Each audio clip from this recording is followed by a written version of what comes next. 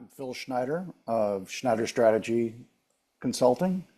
I've been a corporate site selection consultant for more than 35 years. I have worked across industries and I've worked across the world. In fact, most of my experience from most of my career was helping companies from the US set up manufacturing plants and other operations around the world and helping companies from around the world do the same in the US. I've spent a good portion of my career, almost 20 years, as a partner with Deloitte Consulting, where I created and ran their global site selection consulting practice for many years, and have had my own company now for more than 10 years, where I continue to focus on corporate site selection and within that world, mostly on manufacturing projects.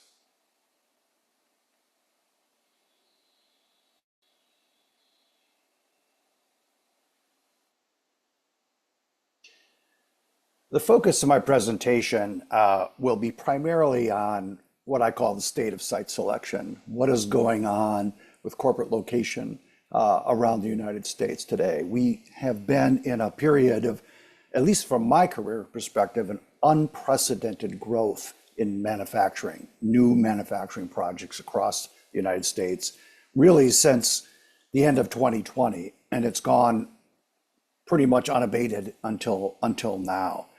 Again, nothing like I've ever seen for the US in my 35 plus years of doing this.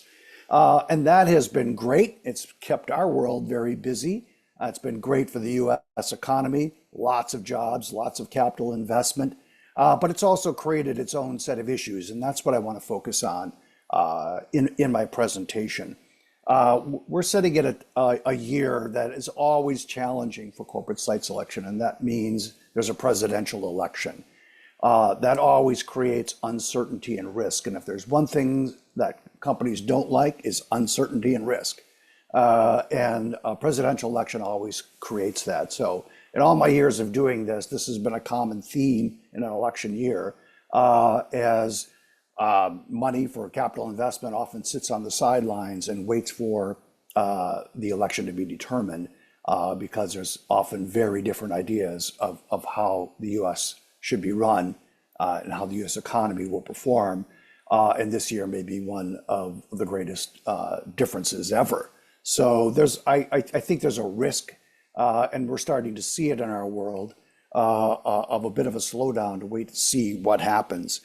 But there's a couple of other things that have happened with this unprecedented growth in manufacturing, particularly in very large utility intensive projects. We are running out of electric power in many areas. I know that's hard for a lot of people to believe, but there's been so much new growth, and so many of these new manufacturing operations are very power intensive. And add to that an unprecedented growth in data centers, which are very large electric power users, has created real problems for utilities around the country of running out of generation or at least running out of the ability to transmit it and distribute it. And that is causing some issues with site selection. A third area that I'll touch on is there's been such an absorption of good industrial sites and industrial buildings around the country that there's a shortage of good sites available. Many places are working hard to put them together, but with so much growth and so many projects being announced over the last 3 years, we're in the situation where we're running out of sites, or at least running out of sites that have good electric power availability and other utilities such as water, wastewater, natural gas, et cetera. So all this growth and all this success has led to some challenges for site selection for the projects that are going out there. So 3 great years in a row. I'm a little bit concerned about where we're going right now, at least until the election is over and we have a more clear direction. But the U.S. has had robust growth and is prepared, I think, and can be quickly prepared for more. But I think we are, and I'll present this, facing a little bit of uncertainty in the world of economic development and in the world of site selection. Another area I want to comment on is the importance of economic development organizations being prepared, and particularly understanding which industries and which sectors of the economy they're best suited for.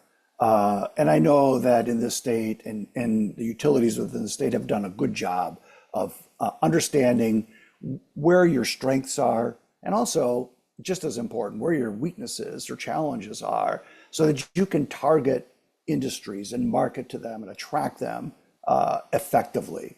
And I can't emphasize enough the importance of having done that, really understanding what you do well, and that you have the capacity and infrastructure to continue to do it.